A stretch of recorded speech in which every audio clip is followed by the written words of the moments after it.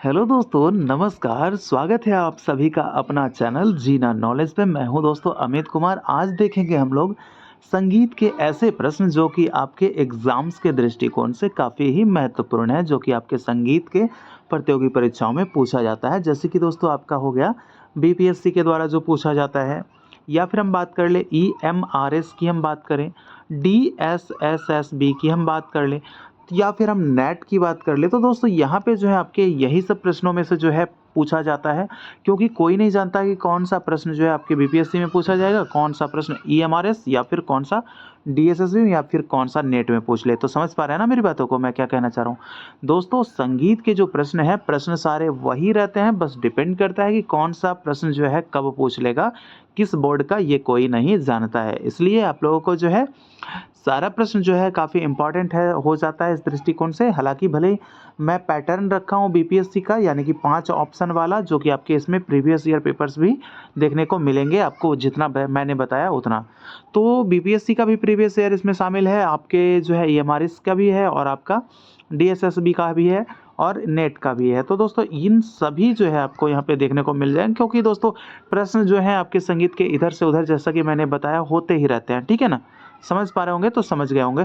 तो आप लोग सभी के लोगों के लिए जो है इंपॉर्टेंट हो जाता है सेशन। ठीक है, चलिए हम शुरू करेंगे दोस्तों सेशन को, लेकिन उससे पहले आपसे एक खास छोटी सी रिक्वेस्ट है मेरे भाई, कि आप लोग चैनल को सब्सक्राइब नहीं किए हैं तो सब्सक्राइब करके नोटिफिकेशन को दोस्तों आप लोग ऑल पे सेट कर लीजिएगा। प्लस में साथ ही दोस्तों आप लोग वीडियो को ज़रूर लाइक कर दीजिएगा। ठीक है, चलिए पहला प्रश्न हमारा क्या पूछ रहा है दोस्त। पहला हमारा प्रश्न है कि तमिल में शुद्ध स्वर, शुद्ध सप्तक को क्या कहा जाता है। देखिए तमिल में शुद्ध सप्तक को क्या कहते हैं। देखिए हमारे यहाँ जो होता है वो उसको क्या, बिलावल जो होता है शुद्ध स्वर सप्तक के रूप में आधुनिक में जाना जाता है। और अगर हम बात कर ले कर्नाटकी की, तो वहाँ पे शुद्ध स्वर सप्तक को क्या कहते हैं, कनकांगी कहते हैं ना जी। तो ये आपका जो है आपका तमिल में जो हो जाएगा, तमिल में क्या कहा जाता था, यानी बात हो रही है पौराणिक काल की, यानी पहले की बात हो रही है, तो उसको कहा जाता था दोस्तों, ऑप्शन नंबर ए, उसको कहा जाता था पर्ण। ठीक है, पर्ण किसे कहा जाता है, अगर प्रश्न ऐसा पूछे तो पर्ण जो है आपके तमिल में शुद्ध सप्तक को कहा जाता है। ठीक है, चलिए नंबर 2 हमारा प्रश्न है दोस्तों, क्या पूछ रहा है कि तमिल संगीत में श्रुति को क्या कहते हैं। देखिए तमिल संगीत की अगर हम श्रुति की हम बात कर ले, तो श्रुति जो है हमारे यहाँ तो श्रुति ही कहा जाता है, लेकिन तमिल संगीत में श्रुति को क्या कहते थे। जवाब है ना भाई, इसका क्या जवाब हो जाएगा, इसका जवाब हो जाएगा ऑप्शन नंबर बी, अलूप कहते हैं। ठीक है, क्या कहेंगे उसको, अलूप। यानी तमिल संगीत का जो श्रुति है उसको क्या कहा जाता है, अलूप। ये आपको मैंने पर्ण क्या बताया, पर्ण क्या बताया, पर्ण क्या होता था कि तमिल का जो है आपका शुद्ध स्वर सप्तक होता था पर्ण। और ये आपका हंगाम क्या है, हंगाम दोस्तों ईरानी श्रुति को कहा जाता है। ठीक है, ईरानी संगीत में श्रुति को क्या कहते हैं, हंगाम कहते हैं। और स्वर को क्या कहते हैं, स्वर को मुकाम कहते हैं। ठीक है, तो ये जो है आपको ये सब जो है, देखिए हमारे साथ दोस्तों आप लोग जुड़े रहते हैं, लेकिन ये तो आप लोग पे डिपेंड करता है कि आप लोग हमारे साथ जुड़कर कितना लाभ उठाते हैं, ये तो आप पे ही डिपेंड है।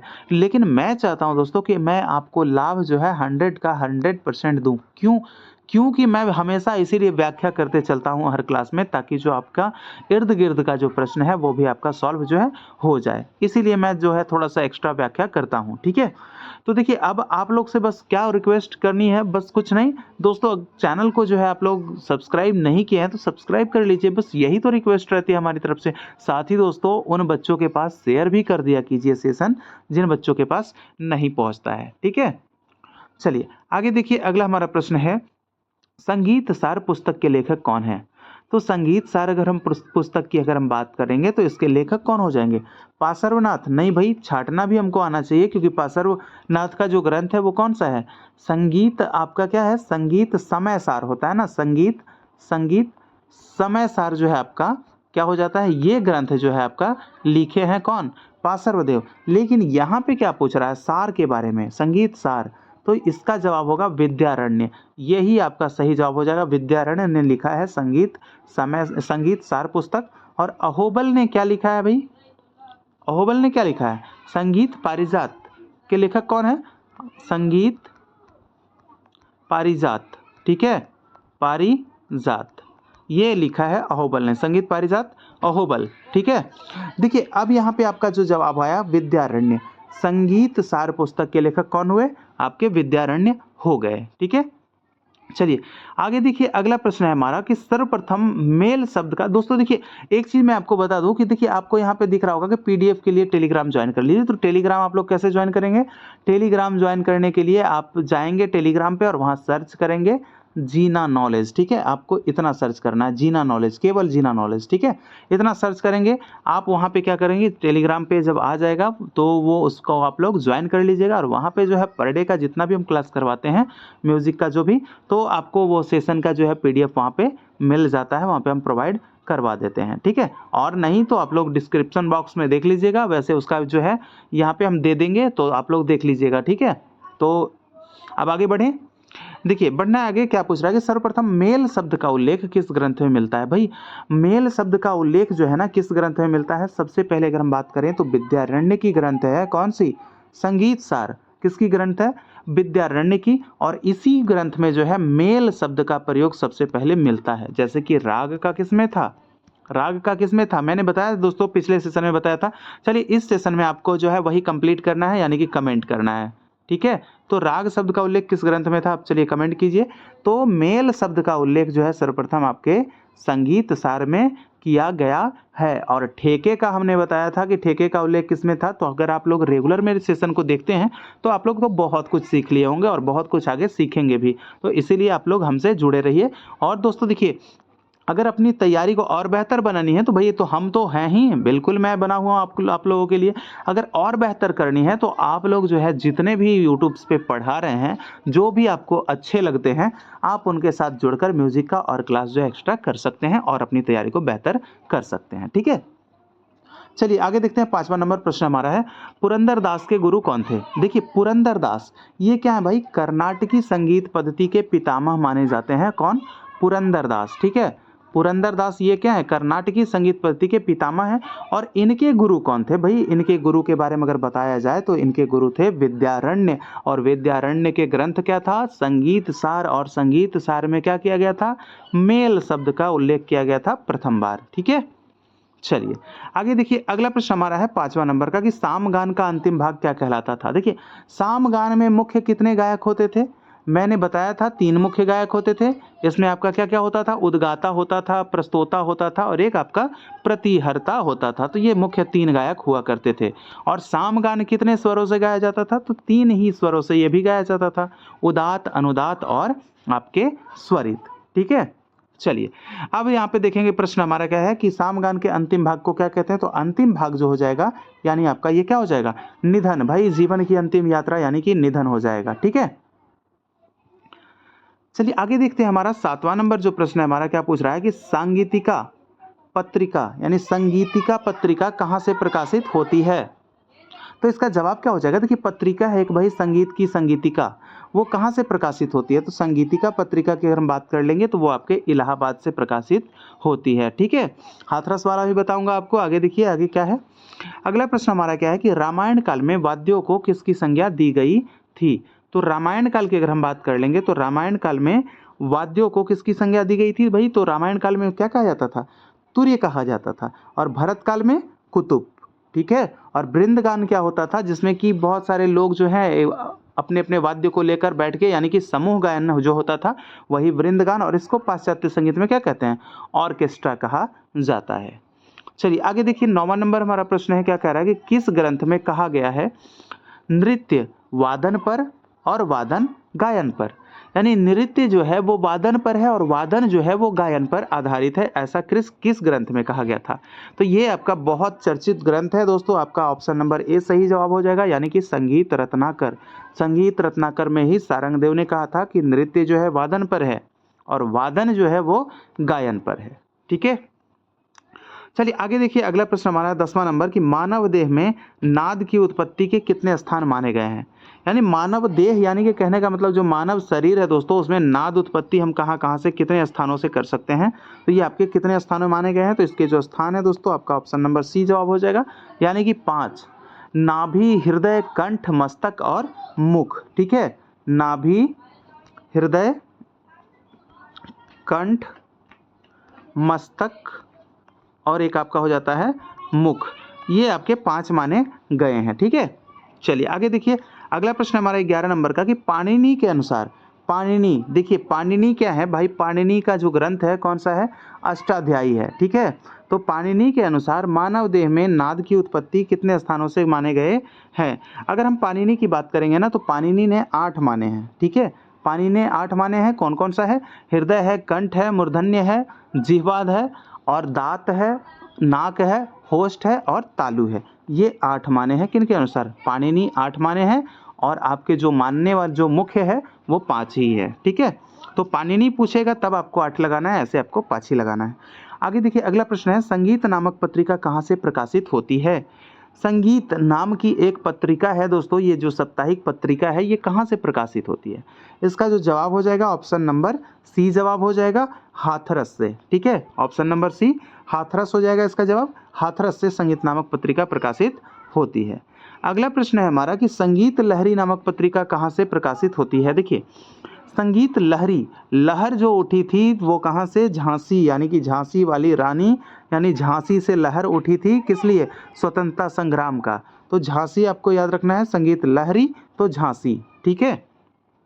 चलिए अगला हमारा प्रश्न हो जाएगा 14 नंबर का प्रश्न है हमारा कि संगीत कला विहार पत्रिका कहाँ से प्रकाशित होती है। तो अगर हम संगीत कला विहार की अगर हम बात कर ले तो ये जो पत्रिका है आपके कला कहाँ होता है, संगीत का जो कला वो आपका प्रकाशित जो होता है आपके कहाँ से, मुंबई से होता है, ठीक है, जिसको कि बम्बई पहले पुराना नाम था बम्बई, ठीक है। तो ये आपका हो गया मुंबई। आगे देखिए अगला प्रश्न हमारा है क्या है कि यात्रा किस राज्य से संबंधित है। यात्रा, यात्रा की अगर हम बात कर ले तो यात्रा का संबंध जो दोस्तों आपका बंगाल से हो जाएगा, ऑप्शन नंबर सी सही जवाब हो जाएगा, बंगाल। अगला प्रश्न की तरफ हम देखेंगे तो अगला प्रश्न हमारा क्या है कि हवेली संगीत के साथ किस वाद्य की संगति की जाती है या फिर होती है।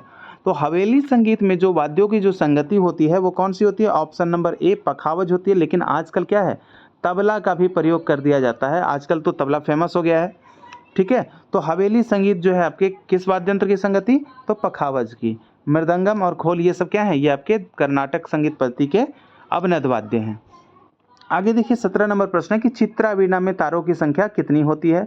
अगर हम चित्रा की बात कर लेंगे तो चित्रा वीणा में अगर तारों की संख्या अगर पूछे तो चित्रा वीणा में 7 तार होते हैं। भाई चित्र बनाते हैं ना जब कोई, तो उसमें 7 रंगों का प्रयोग करते हैं, रंग कितने, तो 7 रंगों, यानी कि रेनबो जो आपका इंद्रधनुष जो होता है उसमें कितने रंग, 7 रंग। तो रंग से क्या करते हैं, चित्र बनाते हैं, तो चित्रा से कितना हो जाएंगे, 7, ठीक है। अगर बात करेंगे किस, तो आपका हो जाएगा ये कौन सा, मत्त कोकिला, ठीक है। मत्त कोकिला वीणा में कितने तार होते हैं, 21 तार।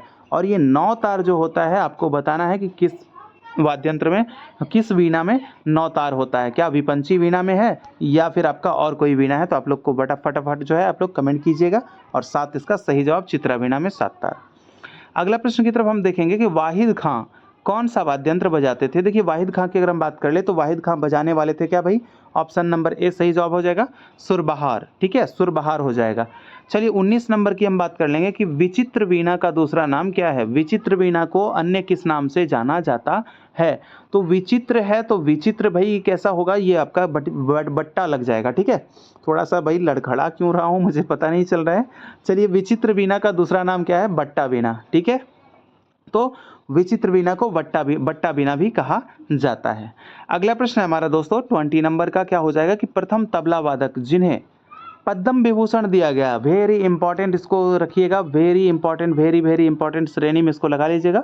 प्रथम तबला वादक कौन थे जिन्हें कि पद्म विभूषण पुरस्कार से सम्मानित किया गया। तो वो आपके जवाब क्या हो जाएंगे, प्रथम तबला वादक आपको रखना है याद, किशन, यानी कि कृष्ण भगवान को, कृष्ण भगवान से किशन महाराज आपके आ जाएंगे याद, ठीक है। तो प्रथम तबला वादक वही थे जिन्हें पद्म विभूषण सम्मानित किया गया था। गुदई महाराज को अन्य किस नाम से जानते हैं, तो इनको शामता प्रसाद के नाम से जानते हैं। चलिए अगर पूरा सेशन अगर आप देखते आ रहे होंगे तो आप मुझे बताइए कि कुदऊ सिंह जो है ये किसके प्रचार प्रसार के लिए जाने जाते हैं, तबला में किसके प्रचार प्रसार के लिए। अगर सेशन आप लोग देखते आ रहे होंगे तो आप लोग को पता होगा। चलिए मुझे कमेंट कीजिएगा जरा फटाफट आप लोग। अब देखते हैं अगला प्रश्न हमारा है कि राग पीलू खाली स्थान रागों का मिश्रण है, यानी कि कौन कौन से रागों का मिश्रण है भाई। पीलू किस किस चीज़ से बना है, राग पीलू। इसका जो जवाब दे दूं आपको सही इसका जो जवाब हो जाएगा भैरवी, भीमपलासी और गौरी, यानी ऑप्शन नंबर बी सही जवाब हो जाएगा। भैरवी, भीमपलासी और गौरी रागों का मिश्रण है, ठीक है। भैरवी, भीमपलासी और गौरी पीलू, याद रखना है। चलिए आगे देखिए, अगला प्रश्न हमारा 22 नंबर का, लोक संगीत में विशेषकर कौन सा वाद्य यंत्र प्रयोग होता है? तो लोक संगीत में अगर बात करेंगे, विशेषकर जो आपका जो वाद्य यंत्र है वो जो आपका प्रयोग होता है वो आपका पखावज होता है। ठीक है, ऑप्शन नंबर सी सही जवाब हो जाएगा, पखावज। अगले प्रश्न की तरफ हम बढ़ेंगे कि रस संप्रदाय के मूल प्रवर्तक किनको माना जाता है? रस संप्रदाय का जो मूल प्रवर्तक है ना भाई, आपको मैं बता दूं कि वो किनको माना जाता है। इसका जो सही जवाब हो जाएगा दोस्तों, ये आपके हो जाएंगे भरत मुनि। और इन्होंने कितने रस बताए हैं? तो आपको याद रखना है, इन्होंने 8 रस बताए हैं। ठीक है, 8 रस बताए हैं। चलिए आगे देखिए, अगला प्रश्न हमारा है, क्या हो जाएगा? 24 नंबर का प्रश्न है, श्रृंगार रस का अस्थाई भाव है। देखिए श्रृंगार रस के अगर हम अस्थाई भावों की बात कर ले तो इनमें जो अस्थाई भाव होते हैं रति हो जाता है। ऑप्शन नंबर ए सही जवाब हो जाएगा, रति। श्रृंगार रस का अस्थाई भाव हो जाएगा रति। आगे देखिए, अगला प्रश्न हमारा क्या हो जाता है, अस्थाई भाव को पुष्ट करने वाले को क्या कहते हैं? तो अस्थाई जो भाव होते हैं उसको पुष्ट करने वाले को कहते हैं दोस्तों, क्या कहेंगे? उसको कहेंगे संचारी भाव कहेंगे। ठीक है, उसको संचारी भाव कहते हैं। आगे देखिए, अगला प्रश्न हमारा 26 नंबर का प्रश्न है, वात्स्यायन द्वारा रचित कामसूत्र। सबसे पहले जानिए कि वात्स्यायन ने किस ग्रंथ की रचना की है? कामसूत्र। कामसूत्र की रचना किसने की है? तो वात्स्यायन जी ने की है। ठीक है, तो ये आपको याद रखना है। इसमें कितनी कलाओं का वर्णन है? भाई कला जो है मुख्य रूप से तो 5 ही प्रकार के हैं ना, लेकिन वात्स्यायन ने कामसूत्र में कितने कलाओं का वर्णन किया है? तो इसका जवाब क्या हो जाएगा? इसका जवाब हो जाएगा दोस्तों 64। 64 प्रकार के कलाओं का वर्णन किया है कौन? वात्स्यायन ने। किस ग्रंथ में? तो कामसूत्र में। आगे देखिए, 27 नंबर का प्रश्न है, राग रागनी वर्गीकरण में मुख्य रूप से कितने मत थे? देखिए दोस्तों, राग रागनी वर्गीकरण की अगर हम बात कर ले तो मुख्य रूप से अगर इसमें हम मतों की हम बात करेंगे तो इसमें जो मत थे आपके 4 मत थे। ये बहुत बेसिक सा प्रश्न है, तो इसमें जो चारों मत हैं आपको तो उम्मीद है कि पता होगा। चलिए आप लोग कमेंट करके बताइए, क्योंकि दोस्तों ये सब जो है बहुत बार रिवीजन करवाएं। आप जब स्टेट का क्लास कर रहे थे उस टाइम भी करवा रहे थे, आज बीपीएससी का कर रहे हैं उस टाइम भी हम करवा रहे हैं। तो आप लोग चारों मतों का नाम लिखिए जरा सा आप लोग फटाफट कमेंट में। आगे देखते हैं, अगला प्रश्न हमारा है कि सौंदर्य शास्त्र के अनुसार कला का प्रधान गुण है। अगर हम सौंदर्य शास्त्र की बात करेंगे तो सौंदर्य शास्त्र के अनुसार जो है कला का प्रधान गुण हो जाएगा दोस्तों आपका रस हो जाएगा। ठीक है, रस। ऑप्शन नंबर सी सही जवाब हो जाएगा, रस। आगे देखिए, अगला प्रश्न हमारा है 29 नंबर का कि भरत ने नाट्य शास्त्र में कितने पक्षों पर मुख्य रूप से विचार किया है? तो नाट्य शास्त्र की बात हो रही है और मुख्य रूप से कितने पक्षों पर विचार किया है भरत जी ने? तो आपके हो जाएंगे कितने? ऑप्शन नंबर आपका हो जाएगा C4। ठीक है, यानी कि ये कितने? 4 प्रकार के रसों, ये 4 प्रकार के मुख्य पक्षों पर वर्णन किया है अपने ग्रंथ नाट्य शास्त्र में। ठीक है, चलिए अगला प्रश्न हमारा क्या हो जाएगा 30 नंबर का कि शांत रस का अस्थाई भाव होता है। शांत रस में कौन सा अस्थाई भाव होता है भाई? तो शांत रस में अगर हम अस्थाई भावों की हम बात कर लेंगे तो इसमें होता है आपका निर्वेद अस्थाई भाव होता है शांत रस में। ठीक है, अगर बात कीजिएगा करुण में क्या होता है? ठीक है, करुण में क्या होता है आपका? तो इसमें करुण में क्या हो जाता है आपका? ये शोक भाव, शोक हो जाता है। ठीक है, करुण में शोक हो जाता है और शांत रस में क्या होता है? निर्वेद। तो ये सब चीज़ें जो है याद होनी चाहिए। अब देख लेते हैं दोस्तों, यहाँ के बाद जो हमारा प्रश्न होने वाला है वो आपके जीके जीएस सेशन का यहाँ के बाद होने वाला है। तो आप लोग जो है यहाँ से देखिए अब जीके जीएस सेशन को। ठीक है, चलिए अब देखेंगे यहाँ पे जो हमारा प्रश्न होगा वो क्या हो जाएगा। प्रश्न है हमारा थोड़ा सा छोटा करते हैं यहाँ पे। तो यहाँ पे जो पहला प्रश्न है हमारा कि किस गवर्नर जनरल ने भारत में सती प्रथा का अंत किया? तो सती प्रथा का जो अंत किया दोस्तों गवर्नर जनरल के बारे में तो ये बताना है। तो ये हो जाएंगे आपके Lord William Bentinck. Option number C इसका सही जवाब हो जाएगा, लॉर्ड विलियम बेंटिक। 1829 ईस्वी में जो है ये सती प्रथा का क्या किए थे? अंत किए थे। ठीक है, और इसमें राजा राम मोहन राय का जो योगदान था वो काफ़ी महत्वपूर्ण माना जाता है। ठीक है, चलिए आगे देखिए, अगला प्रश्न है हमारा 82 नंबर का प्रश्न है कि बिहार सरकार द्वारा शून्य कार्बन उत्सर्जन का लक्ष्य कब तक रखा गया है? ये इंपॉर्टेंट श्रेणी में रखिएगा इस चीज़ को। तो आपको ये जवाब क्या हो जाएगा यहाँ पे? उपयुक्त में से कोई नहीं। उपयुक्त में से कोई नहीं, यानी कि यहाँ पे डी ऑप्शन होने वाला है, उपयुक्त में से कोई नहीं। बिहार सरकार द्वारा जो शून्य कार्बन का उत्सर्जन जो रखा गया है ये आपका यहाँ पे नहीं है। अगर हम बात कर ले तो सभी घरों तक प्रीपेड मीटर पहुँचाना ये लक्ष्य आपका 2025 तक का है बिहार सरकार के, और 100% साक्षरता जो है वो आपको 2030 तक दिखा देना है बिहार सरकार का। और क्या है आपको हेपेटाइटिस समाप्त कर देना है, वो भी आपके 2030 तक ही समाप्त कर देना है। टीबी समाप्ति जो है आपको करनी है 2025 तक कर देना है। और आपकी अगर हम बात कर ले एड्स समाप्ति, तो वो भी आपके 2030 तक कर देना है। लेकिन शून्य कार्बन के बारे में अभी तक कुछ नहीं कहा गया है। यहाँ पे ये जो जवाब है उपयुक्त में से कोई नहीं हो जाएगा। चलिए अगला प्रश्न है, चंडीगढ़ के रॉक गार्डन का विकास किसने किया था? देखिए रॉक गार्डन का विकास जो है दोस्तों आपके किसने किया था, तो आपका जवाब हो जाएगा ऑप्शन नंबर बी, नेकचंद हो जाएगा। बहुत ही इजी प्रश्न है ये, आपको देखना है चंडीगढ़ का जो रॉक गार्डन का जो विकास हुआ था वो किसने किया था, नेकचंद ने किया था। रॉक गार्डन की स्थापना कब हुई थी, तो 1958 ईस्वी में रॉक गार्डन की स्थापना मानी जाती है। अगले प्रश्न की तरफ हम बढ़ेंगे। 84 नंबर का प्रश्न है, नवंबर में भारत का कौन सा राज्य संघाई महोत्सव मनाता है? संघाई महोत्सव मनाता है नवंबर में, तो भारत का कौन सा राज्य है? तो 84 का जो जवाब होने वाला है वो आपका मणिपुर हो जाएगा, यानी कि ऑप्शन नंबर डी मणिपुर जो है संघाई महोत्सव कहाँ मनाया जाता है, अगर ऐसा पूछे तो आपको बताना है मणिपुर में। यह त्यौहार जो है प्रति वर्ष जो है आपके 21 से 30 नवंबर के बीच में मनाया जाता है मणिपुर में संघाई महोत्सव। ठीक है, चलिए आगे देख लेते हैं। 85 नंबर का प्रश्न हमारा क्या पूछ रहा है कि निम्नलिखित में से कौन सा समुद्री बंदरगाह तेल और परिष्करण केंद्र दोनों है? तो कौन सा ये बंदरगाह होगा दोस्तों, तो ये आपका जवाब हो जाएगा ऑप्शन नंबर डी। यहाँ पे आपका मंगलूर हो जाएगा, हल्दिया हो जाएगा और विशाखापत्तनम हो जाएगा। यही आपका बंदरगाह जो है तेल परिष्करण केंद्र है। चलिए आगे देखिए, अगला प्रश्न हमारा है 86 नंबर का कि 100% हर घर नल का जल पहुंचाने वाला बिहार का पहला जिला कौन सा है? भाई वहाँ जो है 100% नल का जल पहुंचा दिया गया है। ये बीपीएससी के एग्जाम के दृष्टिकोण से जो है काफ़ी महत्वपूर्ण है। तो इसका जो जवाब क्या हो जाएगा, 86 नंबर का जवाब हो जाएगा ऑप्शन नंबर सी, यानी कि अरवल है। ठीक है, अरवल जो है यह पहला जिला है जो कि 100% नल का जल जो है घर तक पहुँचा दिया है।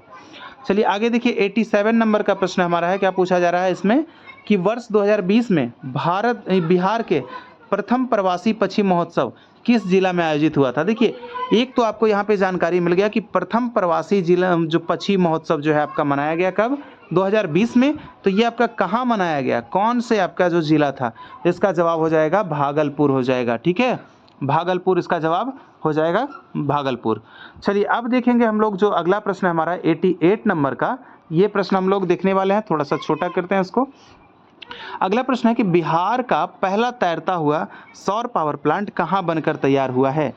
पहला बिहार का जो है सौर पावर प्लांट जो है आपका तैरता हुआ, ये कहाँ बनकर तैयार हुआ है? इसका जवाब हो जाएगा ऑप्शन नंबर डी, आपका हो जाएगा दरभंगा में यह तैयार हुआ है। ठीक है, अगला प्रश्न है हमारा 89 नंबर का प्रश्न है, इनमें से कौन सा असम का पारंपरिक शास्त्रीय नृत्य है? तो असम का जो है आपका कौन सा, आप लोग तो बिल्कुल जानते होंगे कि असम का हमारा हो जाएगा, क्या हो जाएगा, बिहू हो जाएगा। ठीक है, असम का क्या हो जाएगा जी, असम का 89 जो हमारा जवाब हो जाएगा बिहू हो जाएगा, असम बिहू। और आपका सत्रिया भी हो जाता है, सत्रिया नृत्य भी आपका वही है। ठीक है, चलिए आगे देख लीजिए, अगला प्रश्न हमारा क्या हो जाएगा 90 नंबर का जो प्रश्न है कि भारत के किस राज्य को लुढ़कती पहाड़ियों की भूमि के नाम से जाना जाता है? तो इसका जो 90 नंबर का जो प्रश्न है हमारा, उसका आंसर हो जाएगा आपका मिजोरम। इसको जो है मिजोरम को लुढ़कती हुई पहाड़ियों का जो है आपका क्या हो जाएगा, भूमि माना जाता है। और सत्रिया और आपका बिहू जो है आपका कहाँ से था, वो आपके आसाम से थे ना, ऊपर मैंने बताया। आगे देखिए 91 नंबर का प्रश्न हम लोग देख लेते हैं कि कौन यौवन के समय लड़कों में दिखने वाला, यहाँ पे कम होना चाहिए भाई, कम, ये कौन लिख दिया है। ठीक है, कम यौवन के समय लड़कों में दिखने वाला परिवर्तन को लाता है, कौन सा भाई, ये हार्मोन्स का नाम है। ठीक है, तो कौन से हार्मोन्स के कारण होता है? तो 91 का जो जवाब हो जाएगा आपका ऑप्शन नंबर सी, टेस्टोस्टेरोन। ठीक है, ये आपका टेस्टोस्टेरोन जो आपका हार्मोन है वो कम उम्र में लड़कों में दिखने वाला परिवर्तन लाता है। कम उम्र में जो है लड़के जो है परिवर्तन हो जाते हैं, किस कारण, तो टेस्टोस्टेरोन के कारण, ये हार्मोन है। आगे देखिए 92 नंबर का प्रश्न है हमारा कि एक बिंदु प्रकाश स्रोत से एक समानांतर किरण पुंज उत्पन्न करने के लिए इनमें से किस प्रकाशित उपकरण का प्रयोग करते हैं? किसका भाई, उत्तल लेंस, अवतल दर्पण, उत्तल दर्पण, किसका? इसका जो आपको जवाब बताने जा रहा है 92 का, इसका जवाब हो जाएगा ऑप्शन नंबर सी, यानी 1 और 3, उत्तल लेंस और आपका अवतल दर्पण, यही दोनों का प्रयोग हम करते हैं। चलिए आगे देखिए, हमारा अगला जो प्रश्न है 93 नंबर का, कौन एकल परमाणु अणु का एक उदाहरण है? एकल परमाणु अणु का एक उदाहरण है। इसका जवाब क्या हो जाएगा? इसका जवाब जो होगा 93 नंबर का, इसका जवाब दोस्तों ऑप्शन नंबर सी, यानी कि इसका जवाब हो जाएगा आर्गन। ठीक है, neon, argon, krypton, xenon, radon, ये सब क्या है? ये सब जो है आपके कैसे हैं? अक्रिय गैस के उदाहरण हैं। ठीक है, ये सब अक्रिय गैसें हैं। ठीक है, आपके 5 अक्रिय गैस हैं। अक्रिय गैस में क्या होता है? उसमें 18वें वर्ग का तत्व होता है, 18वें वर्ग में अक्रिय गैस होता है। चलिए आगे देख लेते हैं, 94 नंबर का प्रश्न की तरफ हम बढ़ेंगे। तो 94 नंबर का जो हमारा प्रश्न है, ये क्या पूछा जा रहा है? सेल्सियस और केल्विन तापमान के बीच अंतर होता है कितना भाई? कितना अंतर होता है सेल्सियस और केल्विन के बीच में? तो 94 का जो जवाब रहने वाला है ऑप्शन नंबर ए, यानी कि 0 डिग्री सेंटीग्रेड को कहेंगे क्या? 273 केल्विन। ठीक है, चलिए आगे देख लीजिए अगला प्रश्न हमारा कि कौन विकासवादी संबंधों का प्रमाण प्रदान करता है? देखिए, कौन विकासवादी प्रबंधों का प्रमाण प्रदान करता है? तो इसका जवाब क्या हो जाएगा? जीवाश्म, नदी तल या समुद्र तल या फिर चट्टान। तो कौन है भाई? 95 नंबर का जो जवाब हो जाएगा हमारा क्या हो जाएगा? ऑप्शन नंबर ए जवाब हो जाएगा, जीवाश्म। ठीक है, चलिए अगला प्रश्न हमारा 96 नंबर का प्रश्न है, किसी निर्दिष्ट दिशा में किसी वस्तु की गति को कहा जाता है? क्या कहा जाता है? 96 नंबर का जो है क्या कहा जाता है इसको? तो इसको कहा जाता है वेग कहा जाता है। 96 नंबर का सी, वेग कहा जाता है। अगला प्रश्न है हमारा 97 नंबर में कि किस रंग का विचलन कोण सबसे कम होता है? 97 का जो जवाब रहेगा दोस्तों क्या रहेगा? विचलन कोण की अगर हम बात कर ले तो ऑप्शन नंबर ए, यानी कि लाल रंग का विचलन कोण सबसे कम होता है। जैसे कि आप लोग जानते हैं ये प्रिज्म होता है, और प्रिज्म के अनुसार अगर हम एक रोशनी को अगर इस पर पड़ता है तो ये आपका यहाँ सीधा से जो सीधा निकल जाता है, ये ही आपका क्या होता है? विचलन कोण कहलाता है। देखिए आपको दिखा रहा हूँ, 7 रंग, 1 2 3 4 5 6 7। ठीक है, तो ये आपका जो ऊपर वाला जो होता है ना भाई, ऊपर वाला ये आपका जो होता है ये क्या होता है? लाल होता है। ठीक है, लाल हो जाता है ऊपर वाला, उसको लाल कहते हैं। थोड़ा सा यहाँ पे ये आपको फिर से बनाकर दिखा देता हूँ। तो ये आपका जो आया और ये सीधा क्या हो जाता है? ये आपका लाल हो जाता है, लाल। और यहाँ पे क्या हो जाता है? उसके नीचे आपका होता है नारंगी, उसके नीचे पीला, उसके नीचे हरा, नीला, जामुनी, और ये आपका सबसे नीचे बैगनी। आप इस तरह से याद रख सकते हैं, बै नी आ ह पी ना ला। ठीक है, यानी बै फॉर बैगनी, बै नी फॉर नीला। तो इस तरह से आपको सिंपल वाइज दिख जाएंगे, बैनी आह पी नाला। तो नीचे से बैगनी को रखना है। ठीक है, क्योंकि विचलन कोण इसका सबसे ज़्यादा होता है भाई, ये यहाँ पे आपका आ रहा है, तो विचलन कोण यही है ना, कोण तो यही बना रहा है, कोण यही बना रहा है, इसलिए यही कोण होगा। इसी के बारे में पूछा जा रहा है कि सबसे कम किसका? तो भाई लाल का। चलिए आगे देखिए 98 नंबर का जो हमारा प्रश्न है, क्या पूछ रहा है? निम्नलिखित में से क्या क्षार के बारे में सत्य नहीं है? क्षार के बारे में कौन सा चीज़ जो है आपका सत्य नहीं है? तो दोस्तों इसका जो 98 का जवाब हो जाएगा वो क्या हो जाएगा? 98 का जवाब होगा ऑप्शन नंबर डी, यानी कि नीले लिटमस को लाल में परिवर्तन कर देता है, ऐसा क्षार के बारे में सत्य जो है आपका नहीं है। बाकी सत्य है जलीय अवस्था में जो है विद्युत का सुचालक होता है क्षार, स्वाद में कड़वे होते हैं, जलीय मध्यम तरल अवस्था में और यहाँ पे OH का निर्माण करते हैं, लेकिन ये आपका लिटमस को लाल में परिवर्तन नहीं करते हैं। ठीक है, ये गलत था, इसलिए यही सही जवाब हो जाएगा। अगले प्रश्न की तरफ बढ़ेंगे 99, द्रव के ठोस में परिवर्तन की क्रिया को क्या कहते हैं? देखिए, कोई द्रव है भाई, उसको जो ठोस में जो परिवर्तन होता है, यानी कि हम पानी से क्या करते हैं? पानी से जब हम बर्फ जमाते हैं तो उसको क्या परिवर्तन करना क्या कहलाता है? घनीकरण। ठीक है, उसको क्या कहेंगे? घनीकरण। वो क्या होता है? संघनन होकर क्या होता है? वो आपका ठोस जो है, द्रव जो है किस में बदल जाता है? वो आपके द्रव जो है ठोस में बदल जाते हैं, यानी कि पानी जो रहता है वो ठोस, यानी कि बर्फ जो है आपका ठोस है, जब तक गल ना जाए वो ठोस ही रहता है। चलिए नंबर 100 आपका प्रश्न क्या पूछ रहा है? वस्तु के जड़त्व को निम्न में से किसमें मापा जाता है? देखिए, जड़त्व को हम किसमें मापेंगे? तो जड़त्व को मापने के लिए जो इकाई हो जाती है, 100 नंबर का सही जवाब हो जाएगा ऑप्शन नंबर डी, उसको द्रव्यमान में मापा जाता है। ठीक है, आगे देखिए अगला हमारा प्रश्न है 101 नंबर है कि विद्युत परिपथ में बैटरी का उपयोग क्यों किया जाता है? अब जो परिपथ जो हम जोड़ते हैं इसमें क्या होता है? बीच में जो है आपका बैटरी लगाया जाता है। तो बैटरी का उपयोग क्यों किया जाता है? क्यों हम बैटरी का प्रयोग करते हैं? इसका जवाब क्या हो जाएगा? इसका जो जवाब हो जाएगा दोस्तों ऑप्शन नंबर सी, विभवांतर उत्पन्न करने के लिए जो है हम बैटरी का प्रयोग करते हैं परिपथ में। और आपका जो क्या हो जाता है, इसमें बैटरी एक कूलाम धनात्मक आवेश को जो है क्या करता है? विद्युत क्षेत्र में एक बिंदु से एक दूसरे तक पहुंचाने के लिए जो कार्य करता है ना, उन बिंदुओं को क्या करता है? उनके मध्य में क्या कहते हैं? वो विभवांतर उत्पन्न करता है। चलिए आगे देखिए, अगला प्रश्न है हमारा, क्या पूछ रहा है, यहाँ पे हमको चेंज करना पड़ेगा पेज। अगला पेज है हमारा और प्रश्न है हमारा 102 नंबर का, और यहाँ पे प्रश्न पूछा जा रहा है कि निम्नलिखित में से कौन उभयचर नहीं है। उभयचर क्या होता है दोस्तों? उभयचर होता है कि जो जल और आपके स्थल दोनों जगह पे जो है आपके रह पाते हैं, उसे ही उभयचर कहते हैं। जैसे मेढक क्या है? मेढक आपका क्या बता दें? उभयचर है। मगरमच्छ क्या है? मगरमच्छ आपका क्या हो जाएगा? उभयचर हो जाएगा। ठीक है, तो 102 नंबर का जो जवाब हो जाएगा उभयचर का क्या हो जाएगा? ये आपके उभयचर नहीं है, तो ये आपका क्या हो जाएगा? 102 नंबर का जवाब हो जाएगा बी, यानी उभयचर वर्ग जो है बल थल दोनों में पाए जाते हैं। उभयचर वर्ग के सदस्य जल और थल दोनों में पाए जाते हैं, और इस वर्ग में जंतु जो है अनियतित तापी, इसका जो है अंतः कंगाल अस्थि का बना होता है। देखिए यहाँ पे नहीं पूछ रहा है, तो यहाँ पे तो दोस्तों मगरमच्छ तो यहाँ पे है ही, हाइला भी है यहाँ पे, दादुर भी होगा और सेलेमाइंडर भी आपका, मेरे ख्याल से यही होना चाहिए। कुछ हमें यहाँ पे जो है इस प्रश्न में गड़बड़ लग रहा है, क्योंकि उभयचर तो वही होता है जो कि जल और ये आपके जल में भी रहता है और ज़मीन पे भी रहता है। तो आपने देखा होगा ना भाई कि कोई नदी है, उसमें जल में से निकल कर क्या होता है, ये बाहर भी आकर लेटा हुआ रहता है, आराम करते रहता है। ठीक है, जैसे मछली की हम बात करेंगे तो मछली उभयचर नहीं हो सकता है।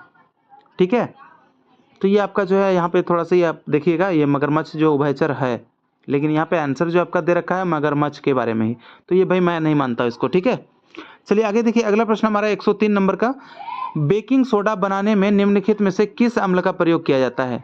तो बेकिंग सोडा बनाने की अगर हम बात कर लेंगे तो इसमें जो है कौन सा अम्ल होता है? इसका प्रयोग हो जाता है आपका टार्टरिक अम्ल का। ठीक है, टार्टरिक अम्ल का। चलिए आगे देख लेते हैं। अगला प्रश्न हमारा 104 नंबर का, निम्नलिखित में से किस एक को अंतःस्रावी ग्रंथि नहीं कहा जाता है? अंतःस्रावी ग्रंथि, तो ये आपका कौन सा हो जाएगा? एड्रिनल हो जाएगा, एड्रिनल या थायराइड, अग्नाशय या तिल्ली। किसको नहीं कहा जाता है भाई अंतःस्रावी ग्रंथि? तो 104 नंबर का जो सही जवाब हो जाएगा ऑप्शन नंबर डी, तिल्ली को नहीं कहा जाता है। ठीक है, यह जो है अंतःस्रावी ग्रंथि नहीं है। आगे देखिए अगला प्रश्न 105 नंबर का प्रश्न हमारा क्या पूछ रहा है कि निम्न में से कौन स्वपोषी होता है? तो स्वपोषी जो कि अपना पोषण स्वयं करता है, भाई वही तो होता है स्वपोषी। तो स्वपोषी इनमें से जो है कौन सा होता है? 105 का जो जवाब रहने वाला आपका ऑप्शन नंबर डी, यानी कि शैवाल। ये अपना भोजन दोस्तों खुद ही बनाते हैं, शैवाल जो है खुद ही अपना भोजन बनाते हैं। ठीक है, हरे हरे रंग का देखते होंगे ना नदियों झीलों तालाबों में, तो वही शैवाल होता है, और ये अपना भोजन जो है ये खुद ही बनाते हैं, इसलिए ये क्या है? स्वपोषी हैं। और ये भाई कवक है, विषाणु है, प्रोटोजोआ, ये सब दूसरे पे आश्रित हो जाते हैं, इसलिए वो लोग परपोषी हो जाएंगे। अगला प्रश्न हमारा क्या है कि लाइपेज का श्रावण कहाँ होता है? देखिए लाइपेज का श्रावण कहाँ होता है भाई? 106 नंबर का जो जवाब रहने वाला है हमारा क्या हो जाएगा? लाइपेज का श्रावण कहाँ होता है? ऑप्शन नंबर सी सही जवाब हो जाएगा इसका। अमाशय, अग्नाशय और ग्रहणी में इसका जो है आपका श्रावण होता है लाइपेज का। ठीक है, चलिए आगे देख लेते हैं। अगला प्रश्न हमारा क्या पूछा जा रहा है 107 नंबर का, निम्नलिखित में से कौन सी दूरी की इकाई नहीं है? भैया दूरी जो है हम किस में माप नहीं सकते हैं, तो इसका जवाब क्या होगा? 107 नंबर का जो जवाब हो जाएगा दोस्तों ऑप्शन नंबर ए सब सही जवाब हो जाएगा, माइक्रो सेकेंड। ये जो है दूरी का जो है मात्रक नहीं है। 1 माइक्रो सेकेंड की अगर हम बात कर लेंगे तो ये आपका जो हो जाएगा 10⁻⁻⁶ हो जाएगा सेकेंड। तो ये आपका समय का मापक हो जाएगा। बाकी क्या है? प्रकाश वर्ष जो है दूरी मापते हैं, एंगस्ट्रम दूरी मापते हैं। ठीक है, ये सब दूरी है। चलिए आगे देख लीजिए। अगला प्रश्न हमारा 108 नंबर का प्रश्न हमारा है, क्या पूछ रहा है दोस्तों कि प्रकाश में विद्यमान किस रंग की चाल कांच से गुजरने पर सबसे कम होती है? भाई इसमें जो आपको दिया गया है ना रंग, ये मान लीजिए कि एक कांच है। ठीक है, यहाँ से अगर हम प्रकाश को, नीला प्रकाश को गुजार रहे हैं, हरा प्रकाश को गुजार रहे हैं, लाल प्रकाश को गुजार रहे हैं, और आपका क्या है? बैगनी है ना, बैगनी प्रकाश को गुजार रहे हैं, तो प्रकाश तो सभी गुजरेंगे। ठीक है, प्रकाश तो सारे निकलने हैं, लेकिन क्या पूछ रहा है कि कांच से गुजरने पर सबसे कम होती है। तो चाल पूछ रहा है कि सबसे कम किसकी होती है, तो जो प्रकाश गुजर रहा है इसका जो जवाब हो जाएगा क्या हो जाएगा? 108 का जवाब हो जाएगा हमारा ऑप्शन नंबर डी, यानी कि बैगनी की जो चाल होगी भाई, बैगनी की चाल वो सबसे कम होगी। ठीक है, कांच से गुजरने के बाद इसकी चाल जो है धीमी हो जाएगी, यानी सब यहाँ सब की प्रकाश जो है पहले पहुंच जाएगी, लेकिन ये जो बैगनी की प्रकाश है थोड़ी सी पीछे पहुंचेगी। ठीक है, आगे देखिए नंबर 108 हमारा क्वेश्चन है। 108 जी हाँ मैंने देख लिया बैगनी वाला। अगला प्रश्न हमारा क्या पूछ रहा है 109 नंबर का, निम्नलिखित में से कौन सा जोड़ी सही है? सही जोड़ी को पहचानना है। सही जोड़ी में क्या हो जाएगा? 109 नंबर का जो सही जोड़ी होगा ये आपका ऑप्शन नंबर जो हमारा सही जवाब हो जाएगा ऑप्शन नंबर सी। आलू बैगन और सोलेनेसी, ये क्या है? ये आपके सही जवाब हो जाएंगे। और ये जो है आपके प्रमुख फसल हैं, ये जोड़ा जो है आपका सही है, आलू बैगन और सोलेनेसी का। ठीक है, चलिए ये क्यों भिन्न है भाई, गेहूं धान और आपका लेगुमेसी? तो ये आपका जो है आलू और बैगन जो है सोलोनेसी के तहत में आते हैं। अगर हम बात कर लेंगे वहीं आपका मालवेसी, तो भिंडी जो है मालवेसी के अंतर्गत आएंगे। ठीक है, तो ये सब चीज़ें जो है आपको पढ़ना पड़ेगा। तो उम्मीद है आप लोगों को ये सेशन जो है बहुत अच्छा लगा होगा। तो दोस्तों आप लोग कमेंट के माध्यम से मुझे ज़रा सा बता भी दीजिए कि यह सेशन आप लोगों को कैसा लगा है, और हम आपसे मिलेंगे अगले सेशन में। जब तक के लिए इजाज़त चाहते हैं आपसे। जय हिंद, जय भारत।